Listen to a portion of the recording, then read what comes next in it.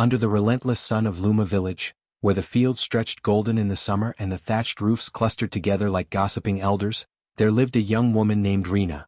To say she belonged to the village would have been a stretch. She was more a shadow on its outskirts, an unwanted presence tolerated only because she did not force herself upon them.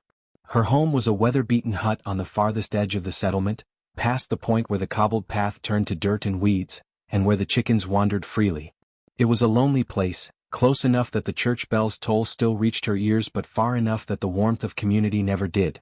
The reasons for her exile were whispered but never confirmed, twisted over the years into whatever story fit the teller's tone. Some said she was cursed, that her birth had been accompanied by a strange storm and the sudden death of her mother. Others claimed she carried a sickness of the soul, something that could seep into a household like mold if she were allowed too close. Few remembered the real truth and fewer cared to. Rumor was far more convenient than fact, and prejudice far easier to nurse than compassion. When Rena walked through the marketplace, because she still needed to buy the barest things she could not grow herself, her presence drew eyes like a stain on a white cloth. Women pulling their baskets away as she passed, men pretending not to see her but tightening their stance, children hurling clumps of dirt or muttering words they barely understood. Filth. Tainted. Wrong. These insults clung to her, sometimes louder than the clatter of the market stalls. The bravest, or perhaps the cruelest, would spit at her feet. A few aimed higher. Once, when she had been 16 and still stubborn enough to argue back, a boy spat directly into her hair. She had gone home that day with her fists clenched so tightly her nails had cut crescents into her palms, but she had not shed a tear where they could see. Her hut bore the marks of her existence. A door that did not quite close, windows patched with cloth instead of glass, and a garden out back where hardy vegetables grew from soil she had coaxed into life. She tended it in the early mornings before anyone could pass by and ruin the peace with jeers. The rest of her days were filled with small acts of survival, mending clothes so many times that the patches were thicker than the original fabric, boiling soup from scraps and wild herbs, gathering firewood in bundles strapped to her back. Sometimes, on windless afternoons, she would sit just outside her doorway, gazing at the horizon where the wheat fields met the sky, pretending she could walk forever and never be found. Her isolation was a constant, pressing weight, but she bore it quietly. Rena had learned young that answering cruelty with words only sharpened it, so she let the silence answer for her. She had her dignity, thin as it was, and she would not give them the satisfaction of seeing it torn. Yet even dignity has limits. There were nights when she lay awake listening to the laughter drifting from the heart of the village, laughter fueled by harvest wine and songs she could only half remember from her childhood. In those moments the loneliness was a physical ache, like cold water seeping into her bones. She would curl tighter under her worn blanket, willing sleep to come, knowing that tomorrow would bring the same faces, the same muttered insults, the same hollow space where belonging should have been. Luma village was small enough that everyone knew everyone's business, which meant that cruelty was not anonymous. She recognized every pair of eyes that glared at her, knew which hands had once held hers in childhood games and now pushed her away. Sometimes she wondered if any of them felt a sliver of guilt when they saw her face, or if the story they told themselves about her had grown so large it blotted out the memory of who she truly was. Her only company came not from people but from the stray animals that roamed the outskirts. A three-legged cat that liked to sun itself on her roof, a pair of crows that hopped along her fence posts, and the dogs, thin, rough-coated creatures that wandered between farms scavenging what they could. They seemed to sense something in her that the villagers did not, or perhaps they simply did not care about the stories told by human tongues. When Rena knelt by her garden, the dogs would sometimes lope over and sit a short distance away watching her work. She would toss them scraps of bread when she had any to spare, grateful for their silent company. There were rare moments when she caught herself almost smiling, when the cat purred against her leg, when the wind carried the scent of rain before a storm, when a sunset turned the fields to molten gold and for a heartbeat she forgot she was alone. But the world always returned, with its spitting and its names, with the invisible wall that kept her on the edge of life in Luma. She carried it like a heavy cloak, worn down but unyielding, a reminder that she was both part of and apart from this place. Still, there was something in Rena, something she did not quite understand, that kept her moving through the days. Perhaps it was stubbornness, perhaps defiance, perhaps the small, secret hope that the world was larger than Luma village and its narrow hearts. She could not name it, but she could feel it, a quiet ember that refused to go out no matter how the wind blew. And though the villagers might never notice it or might scorn it if they did, it was hers alone to keep. That ember, though she did not know it yet, was what would one day change everything.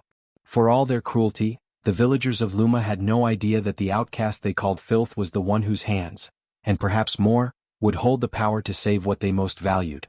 But for now she was simply Rena, the girl on the edge of the village, carrying her dignity like a shield and her loneliness like a shadow, waiting for the day the world would come knocking on her weathered door. The morning it happened was unremarkable at first, gray skies threatening rain, the air heavy with the damp smell of earth. Rena had risen early as always, tending to the small garden behind her hut. She had been crouched in the dirt, coaxing weeds out from between the potato plants, when she noticed the stillness in the air. Usually there was some distant clatter from the heart of the village, the thump of boots on the cobblestones, a baby crying, roosters calling to each other across the fields. That morning, there was only the sound of the wind stirring the leaves and a strange tension she could not name. By the time she stood and brushed the soil from her hands, they were already coming. She saw them first as shapes at the edge of her vision, 5 or 6 people moving together, more behind them. She recognized every face: Marta, who sold bread in the marketplace; old Faric, who had once fixed her father's wagon wheel; Ghanian, the tall farmhand with quick hands and quicker anger. They weren't laughing this time, and that unsettled her far more than their usual sneers. The crowd thickened as it neared her hut, drawing in neighbors like leaves caught in a current. A few carried sticks, not raised yet, but gripped with a certain intention. She stepped back instinctively, bumping into the wooden frame of her doorway. "What's going on?" she asked, her voice thin but steady. Marta stepped forward, her face pinched. "Don't play dumb, Rena. You know what you've done." "I've done nothing," she replied, though her stomach tightened. The truth had never been much of a shield here. Faric spat into the dirt at her feet. "That sickness that hit Keth's baby last week? People say you cursed him. Said you were seen walking near their home after dark." Her heart lurched. "I was looking for wild garlic by the stream. You know that path runs by their house. You think we don't know your ways?" Garen's voice was sharp, brittle with anger. "You've been poisoning this village for years. Evil follows you like flies on a carcass." The crowd murmured in agreement. Some voices were louder, accusing her of spoiling milk, of bringing bad weather, of staring too long at someone's child and giving them a fever. None of it was true, but she could feel the tide turning, the kind of mob logic that had nothing to do with reason. "Pack your things," Marta said coldly. "If you have any sense left, you'll be gone before nightfall." Rena shook her head. "This is my home. My father built." A stone struck her shoulder, the sudden pain taking her breath away. She turned sharply to see who had thrown it, but the crowd was a wall of faces now, unreadable in the shifting light. Another stone flew, grazing her temple. She staggered back into the doorway. "You'll leave now," Ghanian growled, stepping closer, his stick tapping against his palm. "Or we'll see you gone." Her mind scrambled between fear and disbelief. She had thought she was used to their hatred, that it would never get worse than muttered insults and the occasional shove in the market. But this was different.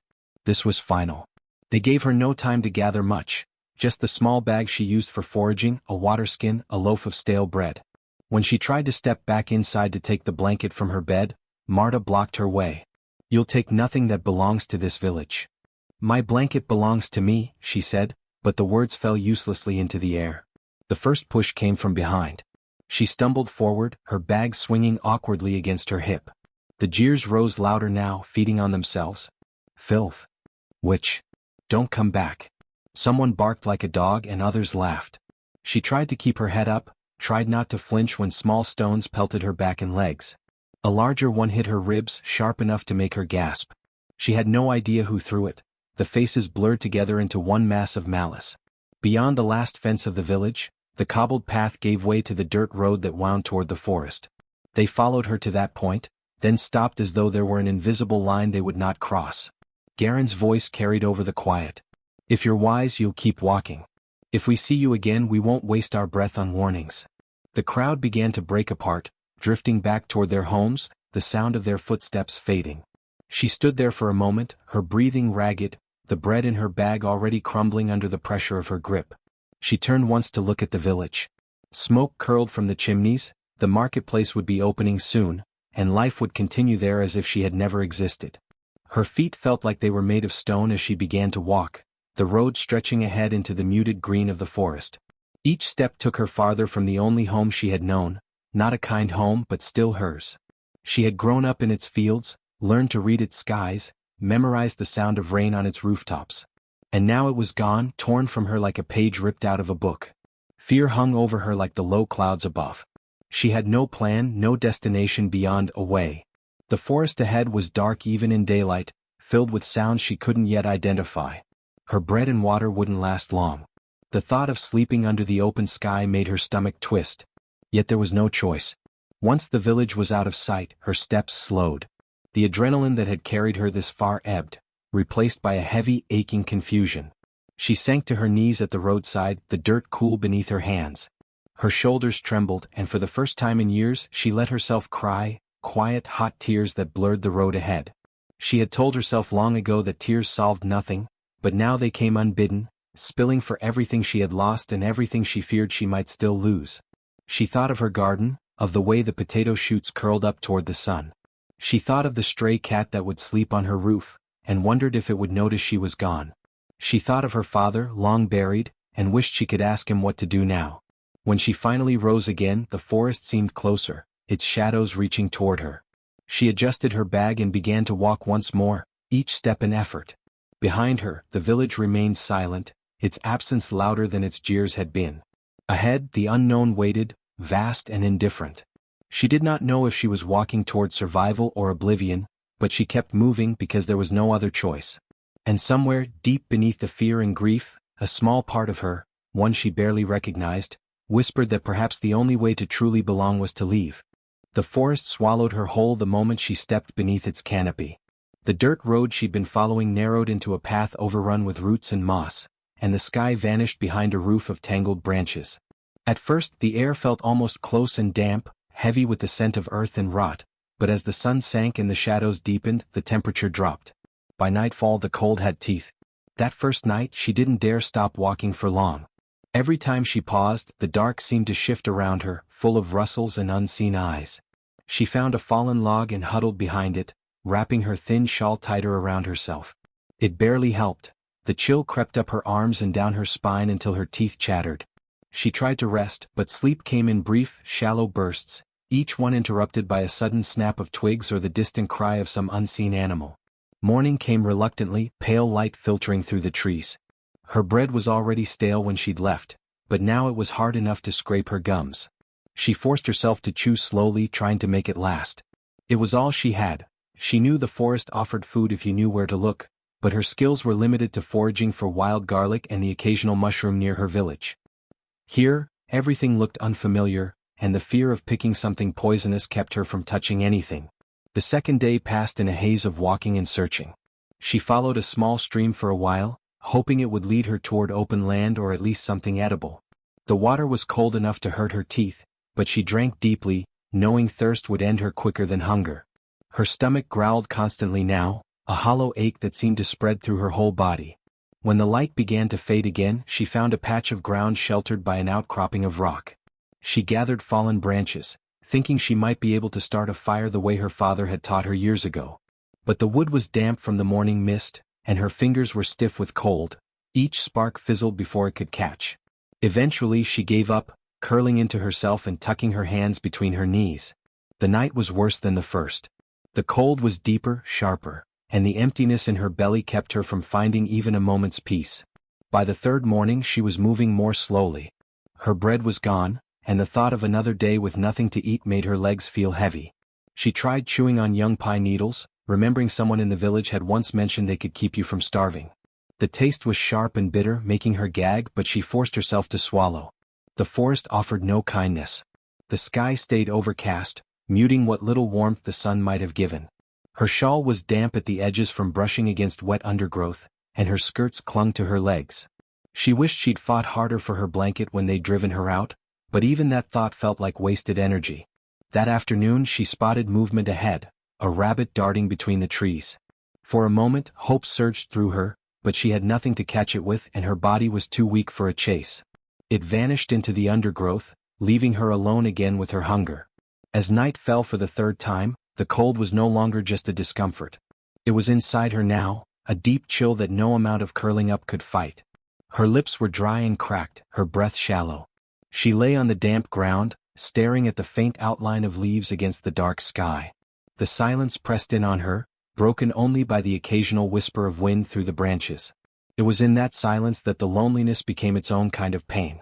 In the village, even when they'd spat at her or muttered insults under their breath, there had still been people, voices, footsteps, signs of life.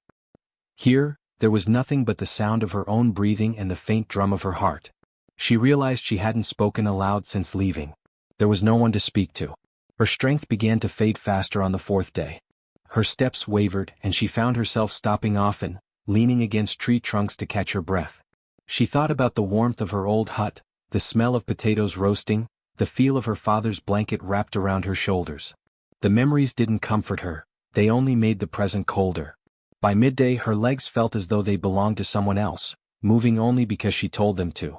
She stumbled more often now, her vision sometimes blurring around the edges. The stream she'd been following had veered off somewhere, and she couldn't remember when she'd last drunk water.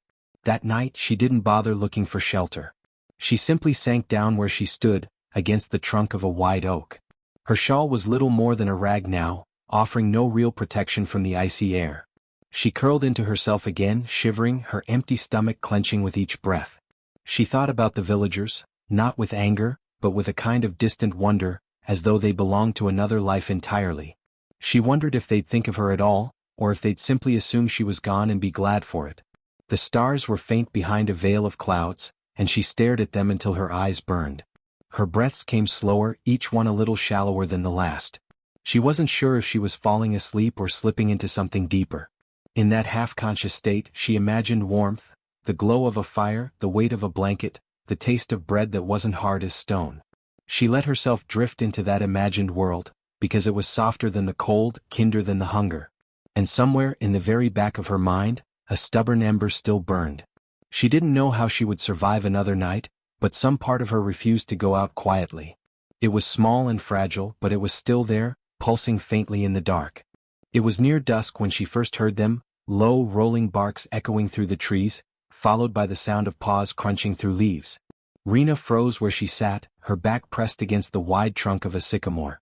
The last light of day was slipping away, and she had no strength left for running. If the dogs from Luma village had come this far, she knew what that might mean. The villagers had kept a few packs of half-wild dogs, good for guarding sheep and chasing off strangers. They had always been sharp-toothed and suspicious, trained to defend their own. Rena had crossed paths with them before, back when she'd still lived in the village. They'd bark at her as if they knew she didn't belong, nipping at her heels when she lingered too close to certain fields. If they'd followed her here, maybe the villagers had sent them to finish the work they'd started when they drove her out. The shapes emerged from the underbrush, 5 of them, their eyes catching the last streaks of gold light. One was a broad-shouldered mongrel with a white scar across his muzzle, another a lean brown bitch she recognized from the shepherd's yard. The others were younger, smaller, but all carried that wild alertness of dogs who lived half in the care of humans and half in the law of the forest. They stopped a few paces from her. Their tails were neither stiff with threat nor wagging in welcome, just low and cautious. Rena stayed very still, her heartbeat loud in her ears. Then the broad-shouldered one stepped forward. Something dangled from his jaws, a scrap of what looked like bread crust, dark with dirt. He dropped it on the ground just beyond her feet and stepped back. She stared at it. Her first thought was that this was some kind of trick. Dogs didn't bring food to strangers. If anything, they guarded it or stole it. Her empty stomach twisted painfully, and the smell of the bread, faint as it was, reached her. It was stale, maybe even a little moldy, but it was food. Still she didn't move. Not yet. The brown bitch came forward next, carrying what might have been the bone from a lamb shank. She placed it beside the bread, the grease glistening faintly in the fading light. The younger dogs began to circle slowly, sniffing the air, watching her. Rena's mouth was dry. She looked from the food to the broad-shouldered dog and back again. Why? The word slipped out before she could stop it. Her voice was hoarse from disuse, almost a whisper. The dogs didn't answer, of course. They only waited. She reached out slowly, her fingers trembling. The bread was harder than stone, but when she bit into it, it softened enough for her to chew. The bone still held a shred of meat, tough and sinewy, but she tore at it with her teeth like it was the finest roast she'd ever had. The dogs didn't move to take it back. They simply sat, their eyes fixed on her in a way that felt almost human. When she had eaten every last bite she could manage, she sat back against the tree again, warmth blooming in her belly for the first time in days. The dogs stayed a while longer, their shapes melting into the shadows as the night deepened. One by one they slipped away into the trees, silent as ghosts. She thought they wouldn't return. Maybe it had been a strange accident, a single night's odd mercy. But the next evening, just as the sun dipped behind the horizon, she heard them again. The same padding paws, the same low whines in the distance. This time they brought more, 2 fish heads still smelling of river water, a crust of cheese, a handful of boiled potatoes that must have been stolen from someone's cookfire. Rena ate, this time without hesitation. The fish was strong and oily, the cheese hard, but it was sustenance. And as she ate, the dogs lay around her in a loose circle, their bodies a living barrier against the night. The visits became a rhythm. Every evening, as the shadows lengthened, the pack would appear, sometimes with fresh scraps, sometimes with whatever they'd scavenged from the village refuse. They never tried to come too close, never demanded anything of her, and yet their presence filled the emptiness in a way she hadn't realized she needed. On the 4th night, she reached out a tentative hand toward the broad-shouldered one. He sniffed her fingers, then pressed his head briefly against her palm before stepping back. She felt the roughness of his fur, the steady heat of his body, and for a moment her throat tightened with something she didn't have a name for. These were the same animals that had once chased her from the edges of the village, that had barked at her as if they could smell the shame the villagers had wrapped around her. And yet here they were, bringing her what she needed most. As the nights passed, she began to feel stronger. The cold still bit at her, but with food in her belly, she could walk farther in search of better shelter, gather firewood with a little more energy. Sometimes she thought she saw the dogs watching her from the tree line even during the day, keeping a silent watch over her. She didn't know if they understood what they were doing, or if this was simply some animal instinct. But to her, each scrap of bread, each stolen potato, each fish head was more than food. It was proof that she had not been completely cast out from the living world, that something, somewhere, still saw her worth keeping alive. The bond began without words, without any plan, almost like the slow growth of moss over stone. Rena did not wake one morning thinking she now belonged to the pack. It happened in quiet moments, a shared look, a subtle understanding, that knitted her life into theirs. The 5th night after their first arrival, the wind cut sharper than before. It came in relentless waves from the northern hills, rattling bare branches and drawing icy fingers down her spine. Rena had built a small fire from twigs and damp leaves, but the smoke stung her eyes and the warmth barely reached her bones. She sat wrapped in her worn shawl, her knees drawn up under her chin, and wondered how much longer her body could endure. The dogs came as they always did, shadows slipping between the trees. This time they carried little, only a half-gnawed piece of roasted yam and a bundle of wilted greens, but when she finished eating, they didn't retreat to the edges of her camp. Instead, the broad-shouldered male circled once and then lay down directly beside her. At first she stiffened. His fur brushed her side, coarse and warm, and she could feel the slow, steady beat of his heart. Then the brown bitch settled on her other side, her flank pressing into Rena's hip. The younger dogs arranged themselves in a loose ring around her, their eyes half-lidded but alert. It was a warmth unlike the fire, alive, steady, unburning. She leaned into it without realizing, the shivering in her body easing as the wind passed over their joined shapes. That night, for the first time since her exile, she slept deeply. From then on, the closeness became part of their unspoken routine. On nights when the cold was sharpest, they would gather tight, their breathing synchronizing until it seemed like one heartbeat moved between them all. She learned to shift just slightly when one dog rose to patrol the darkness, leaving a gap for another to slip into place. In daylight they still kept their distance, but the space between them narrowed over time. Rena discovered that the broad-shouldered male responded to a slow downward sweep of her hand by lowering his head in acceptance. The brown bitch would wag her tail in a gentle sway if Rena clicked her tongue twice. The smallest of the younger dogs, a wiry little creature with white paws, learned that a light pat on the earth meant Rena wanted him to sit. She didn't know when she started talking to them out loud. Maybe it was on the morning she found a rabbit bone, picked clean, placed neatly by her sleeping spot. "Thank you," she murmured, feeling foolish and relieved all at once. Or perhaps it was on the day a wild fox crept too close and the entire pack sprang forward in a wall of snarls, driving it into the brush before it could even consider her as prey. Their protection was not merely against foxes. Twice she heard the heavy, measured steps of something larger, boar perhaps, or even a wolf. Both times the pack positioned themselves between her and the sound, their bodies rigid, teeth bared, low growls vibrating in their chests. The threat passed without crossing into the camp, and she knew in her bones that the dog's presence had been the deciding factor. Rena began to mirror their habits. She learned to wake at the first snap of a twig, to tilt her head toward the wind to catch a scent, to move with quiet purpose rather than sudden noise.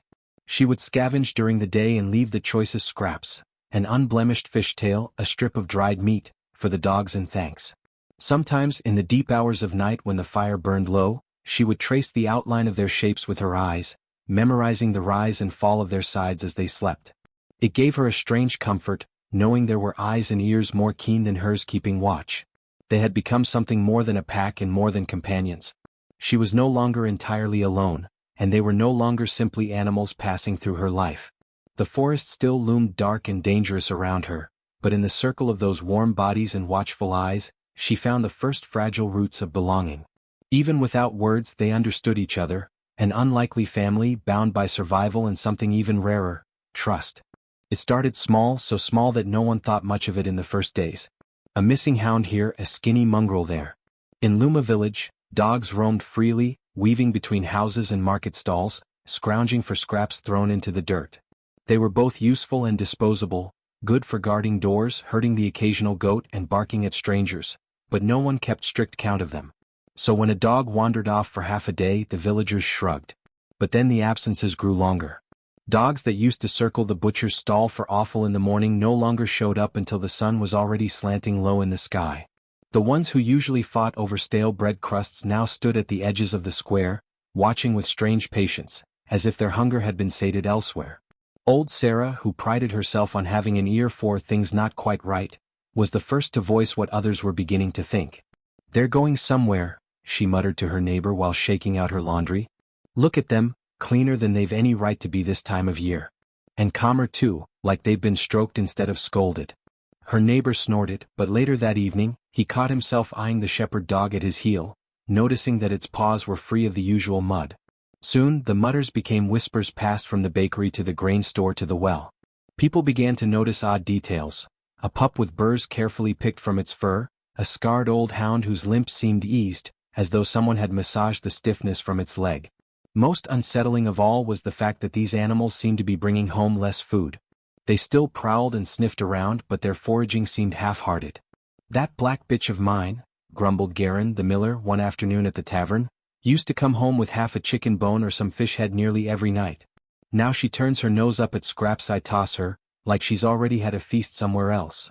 Others nodded, adding their own stories: a mutt who no longer begged at the door, a watchdog who no longer barked at shadows. It was Tomas the potter who voiced what many feared. Dogs don't just change their ways without reason. Someone's tampering with them. Could be a thief fattening them up to steal them outright. Or, here he lowered his voice, could be witchcraft. Someone making them loyal elsewhere. That last suggestion lit the tinder of old superstitions. The villagers of Luma had always prided themselves on keeping their community pure, free from outsiders who might bring trouble, free from strange customs that didn't belong. Rena's banishment still lingered in their minds, though they rarely spoke of it openly. She had been trouble enough in their eyes. The thought that someone might be drawing their dogs away, winning their trust with some unnatural means, stirred a deep unease. As days passed, the animals' absences became routine, and the unease grew into restlessness. People began to watch the edges of the village where the dirt track faded into the wild. A few tried to follow the dogs, but they always lost the trail in the thick tangle of underbrush beyond the fields. The dogs would vanish into that green shadow and return hours later, their eyes bright, their tails high, as though they had been somewhere they belonged. Children, less bound by fear, began to make a game of guessing where the dogs went. Some claimed the animals were visiting a secret meadow where the grass grew tall and sweet. Others whispered about a hidden camp where a kind stranger fed them roasted meat. The adults silenced such talk quickly, but the rumors had already taken root. Even the elders, usually unshakable in their routines, found themselves peering out of windows at odd hours, waiting for the dogs to return. When they did, the animals carried with them a subtle air of change that unsettled their owners. It wasn't just that they were cleaner or calmer, it was the way they seemed to look at people now. Not the wary, hungry glance of a creature begging for scraps, but something steadier, almost assessing. The black bitch that belonged to Garen's household once trotted straight past him without pause, heading instead to the shade of a tree to rest. The potter's hound, once eager for belly rubs, now tolerated them with mild indifference before settling to nap. These shifts were small, but they pressed on the villagers' nerves like a pebble in a shoe. Soon, whispers at the tavern began to take on a sharper edge. If it's a person feeding them, why hide? Unless they're hiding something worse. Dogs don't serve two masters unless they're bewitched. We should find out who's doing this before it turns on us. By the time the first frost dusted the edges of the fields, the unease had ripened into suspicion. Watchful eyes followed every shadow at the village's edge. Men and women lingered longer by the well, their voices low but their glances sharp. They didn't yet have proof, but the old fear of the unfamiliar was tightening its grip. And somewhere beyond the fields, the dogs continued their quiet disappearances, returning each evening with the faintest scent of smoke and someone else's touch lingering in their fur. The first sign was the corn. Stalks that should have stood tall and green in the late summer sun sagged like weary soldiers, their leaves curled and yellowed. Garin the miller blamed it on a run of hot, windless days, but others muttered about bad omens and unblessed seed. Then came the beans, shriveling in their pods, and the potatoes, turning to mush in the ground before they could be dug up. By harvest time, it was clear the year's yield would be poor, worse than poor. Carts that usually groaned under sacks of grain and baskets of vegetables now rattled into the village nearly empty. The market stalls stood bare by mid-morning, and the air in Luma village thickened with the tension that comes when there is simply not enough to go around. People began to measure meals in mouthfuls. Bowls that once brimmed with stew were ladled only halfway, and loaves of bread were cut into thinner slices. Even the dogs, who had once roamed the market for scraps, began to nose about with greater urgency. The same villagers who had once tossed them bones now kept every bit of meat for themselves. At first, the hunger made the villagers quiet. They watched their stores carefully, locked up their pantries, and hoped the next trading caravan would bring enough food to tide them over. But when the caravan arrived with far less than expected, its own goods diminished by shortages in other towns, quiet gave way to grumbling and grumbling to suspicion. In the tavern voices grew sharp. "Someone's taking more than their share," said Tomas the potter, his eyes narrowing as if he could already picture the thief.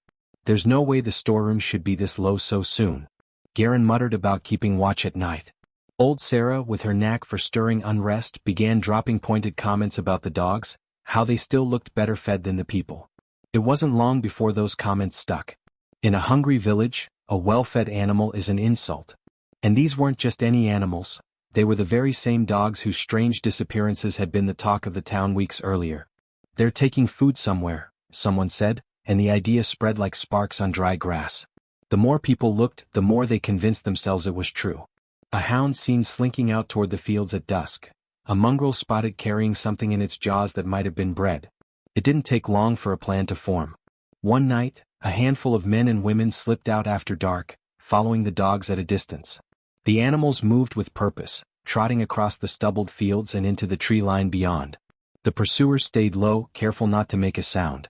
Hunger had sharpened their senses, and every rustle of leaves seemed louder in the quiet. The dogs wove through the forest trails with the ease of creatures who knew them well. Now and then one would glance back, ears flicking, but none bolted. They seemed neither afraid nor particularly secretive, simply on their way to somewhere that called them. The villagers followed until they reached a break in the trees where the moonlight spilled across a small clearing. There, huddled near the embers of a low fire, was a figure wrapped in a patched shawl.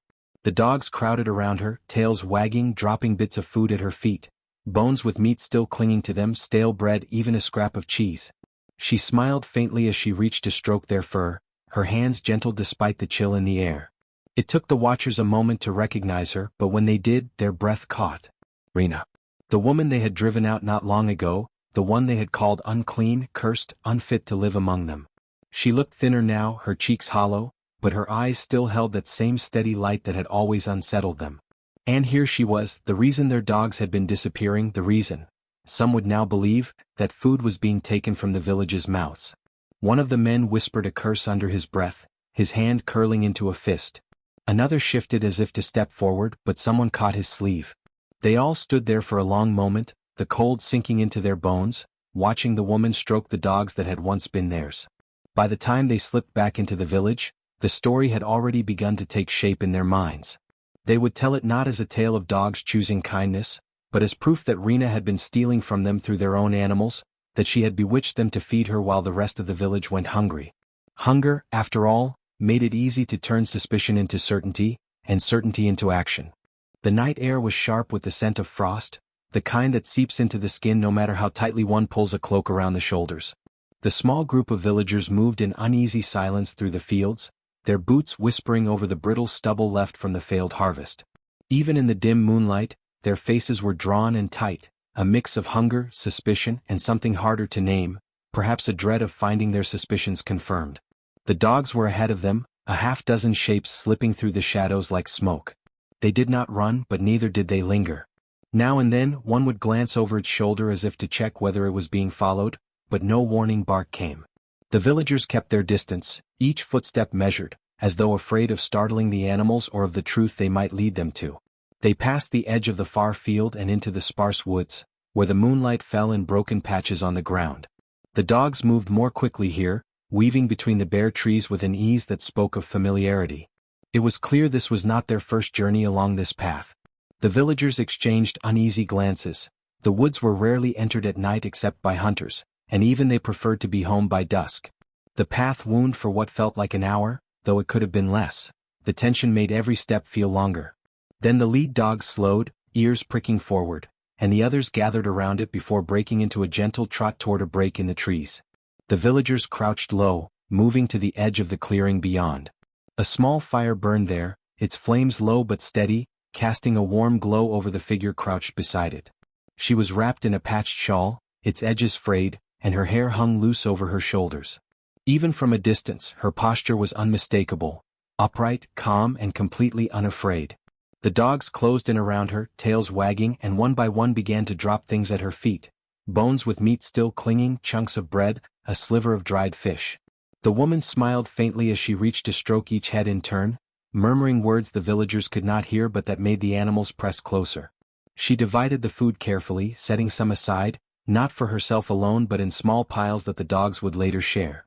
It was an act without hurry or greed, as though she had all the time in the world and no fear of want. Recognition struck them almost at once. Rena. The name seemed to hang unspoken in the cold air, heavy and uncomfortable. She looked thinner than when they had last seen her, yes, but she was alive, her eyes clear, her movements steady. She was not the broken, starving exile they had imagined when they had driven her out with jeers and stones. If anything, there was a quiet dignity in her that made several of them glance away, ashamed. The shame was tangled with something else, confusion, even disbelief. They had told themselves she would fade quickly once she was gone, that the wilds would finish what the village had begun. But here she was, tended by the very animals they had once fed and trained, living in a small pocket of warmth and safety while they themselves rationed every crumb. Tomas the potter shifted his weight, his voice low but edged. "She's taken them from us," he murmured, though his tone lacked conviction. "Our food, our dogs, she's turned them to her will." Old Sarah's eyes stayed fixed on Rena, her expression unreadable. "Or perhaps they've turned themselves to her," she said, so softly that only the woman beside her heard. The other villager frowned, unwilling to consider the thought. The longer they watched, the more the dog's behavior unsettled them. These were not scavenging beasts taking what they could. They were deliberate, loyal, almost ceremonial in their offering. And Rena, she accepted their gifts not with desperation but with gratitude and care. She tore a piece of bread and set it gently before a smaller dog, waited until it had eaten before she touched her own share. One man took a step forward, his hand tightening around the stick he carried, but another caught his arm. There was no plan for what would happen next, no agreed-upon words, no sense of whether they had come to accuse or to retrieve. They had only followed their suspicions here, and now the reality of what they saw held them still. For a moment none of them could speak. The cold bit deeper but none of them moved. The firelight flickered over Rena's face, and it was not the face of a criminal or a witch as some had whispered. It was simply the face of a woman living quietly, surviving in the company of creatures who had chosen her over the ones who claimed to own them. A single question seemed to press in on all of them. What had she done to deserve their cruelty, and what did it say about them that the dogs had shown her more kindness than they ever had? That question lingered as they finally stepped forward into the clearing, the crunch of their boots on frost announcing their presence. Rena looked up, her hand still resting on the head of the nearest dog, and for a heartbeat the only sound was the crackle of the fire between them. Her gaze was steady but not accusing. It was they who shifted uncomfortably, caught between the hunger that had driven them here and the shame that was settling like a stone in their chests. Snow lay thick on the roofs of Luma village when Rena returned, her steps slow, the dogs flowing around her like a living tide. The villagers watched from doorways and narrow lanes, their faces a mix of unease, shame, and cautious curiosity. No one spat or hurled stones this time, though their hands twitched with old habits, but they did not open their arms either. The dogs moved with quiet purpose, each seeming to know exactly where to go. Some padded toward the livestock pens, noses twitching at the scent of hay and wool. Others stayed at Rena's side, their eyes bright and alert, ready to defend her if needed. Elder Corin walked a few paces ahead, speaking to no one, his back straight as though to remind the village this decision was his and his alone. They took her not to the center of the settlement, but to a small and used hut at the edge of the main path. Once it had belonged to a shepherd who died in the last hard winter. Now, the villagers had patched the roof and mended the door in preparation. The work was hurried, the repairs crude, but it was shelter. "This will be yours," Corin said, holding the door open. His voice was steady, but there was a flicker of something in his eyes, something between apology and guarded hope. "The dogs may stay, but you will keep them fed. If they hunt, they share with the village. If they guard for all, not just for you." Rena nodded. "I understand." Her voice was quiet, but there was no hesitation in it. She stepped inside, letting the warmth from the small hearth wrap around her. It was the first time in months she'd had a roof over her head without fear of being driven out. The days that followed were slow, tentative. People came to watch her, pretending they were simply passing by, but their eyes lingered. Children, who had heard more rumor than truth, were braver than their elders. They would peek around the doorway or toss scraps toward the dogs, laughing when the animals snatched them up. Some even dared to step closer, running their hands over fur that was thick and warm against the cold. It was the dogs who began to change things. They were no longer just the village's animals. They had become something else, something between guardians and companions. They went hunting in coordinated packs, returning with rabbits, pheasants, and once even a deer, dragging it proudly into the square. Rena divided the meat with a care that made no distinction between friend and stranger. No one went hungry when the dogs brought back a kill. People began to notice small things. The livestock were less restless at night, for the dogs patrolled the outer fields, chasing away wolves before they could approach. Stray scraps from cooking fires were carried to the weakest huts, where the elderly lived alone. No one could say for certain how the food arrived, but it was always a dog at the door, and Rena was never far behind. Whispers began to shift. She was no longer just the cursed one. Some called her the keeper, others dog mother, and a few still muttered darker names under their breath. But the sharpness was dulling. It is hard to curse someone who has made sure your child eats when the larder is bare. Her work grew beyond the dogs. She began mending old harnesses and weaving stronger rope leashes. She cleaned wounds from fights and hunts, boiling herbs into salves that eased pain and kept infection at bay. And she taught the children who visited her hut how to care for the animals, how to read their moods, how to know the difference between a growl that meant warning and one that meant play. One afternoon, near the close of winter, a sharp cry rang from the far end of the village. A boy had fallen through the thin ice at the stream. Before any adult could reach him, two of Rena's dogs were there, one pulling at his sleeve, the other bracing against the bank so he could be hauled out. By the time the villagers arrived, dripping and shivering, the boy was already wrapped in Rena's cloak, sitting by her hearth with a steaming cup in his hands. It was a turning point. The boy's mother, who had once called Rena filth to her face, now gripped her hand and whispered, "Thank you." From then on, more people came to her not with suspicion, but with requests: help with a sick dog, advice on training a young pup, guidance on where to set traps for better hunting. They brought her food in thanks, and though she always kept little for herself, the gesture mattered. By spring the famine had eased. New shoots pushed through thawed soil and the village's mood lightened. The dogs still hunted, but now they did so in coordination with the men and women who worked the fields and forests. It was no longer Rena's dogs and the village's dogs. They were one and the same. Elder Corin, watching this change from a quiet distance, called a gathering in the square. "We have learned something this winter," he said to the assembled crowd. "We have seen loyalty from those we called beast. We have seen compassion from one we called cursed. Perhaps it is time we ask ourselves which of us truly understood worth." There was no loud cheer, but there were nods, slow, thoughtful nods that carried more weight than any applause could. From that day forward, Rena's role was official. She was the keeper of Luma's dogs, responsible for their care, their training, and the bond they now shared with the people. The position gave her a place at village meetings, a voice in decisions about hunting, trade, and protection. Her hut became a place of quiet refuge.